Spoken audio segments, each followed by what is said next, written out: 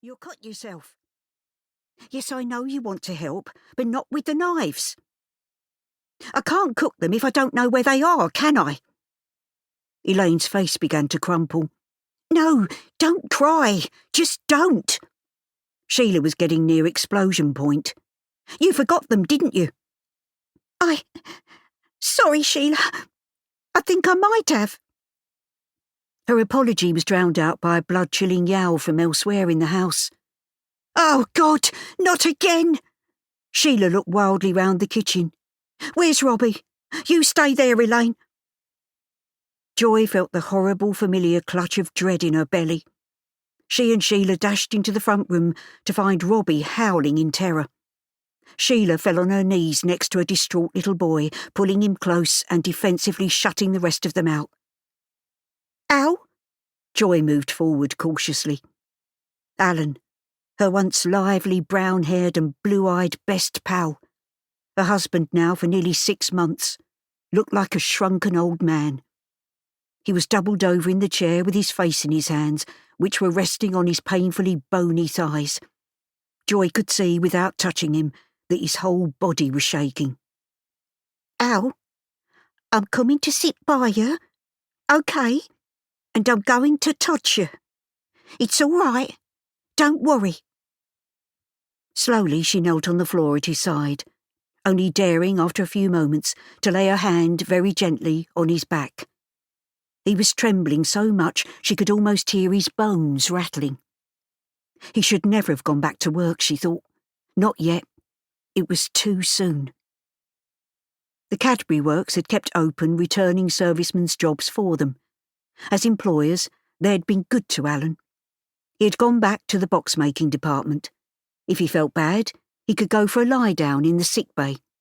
And they were even giving him sun-ray treatment. He, among a group of other men, would sit down, bare to the waist and wearing special goggles, under a sun-ray lamp.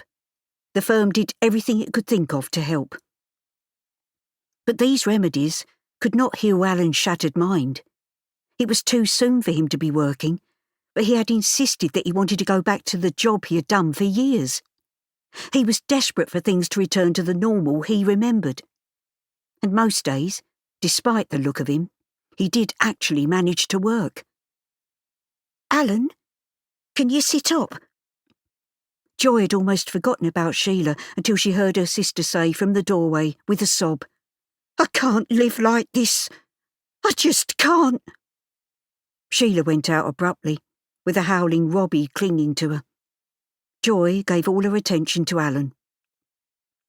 He sat up gradually, and Joy was shocked when she saw his face.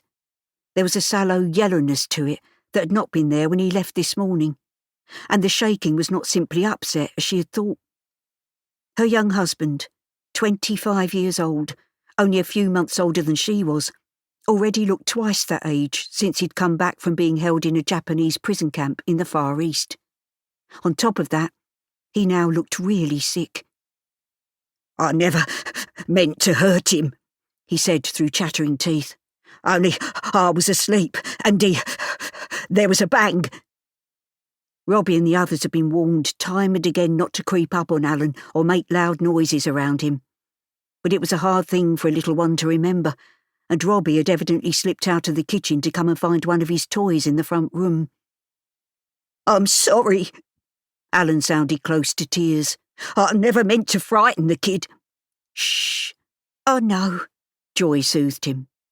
Often she felt she had 2 children instead of 1, except that Patty, though sometimes waking at night, did not make the other demands on her that Alan did.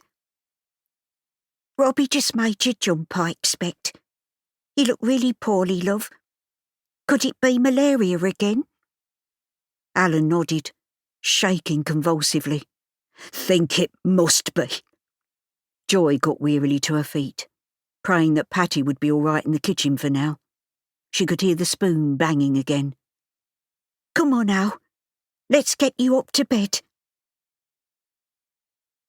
Joy and Alan were sharing what had been the bedroom of Joy's and Sheila's parents, Anne and Len Gilby, before the 2 of them finally admitted that they needed to separate and be with the people they truly loved. All of this would have been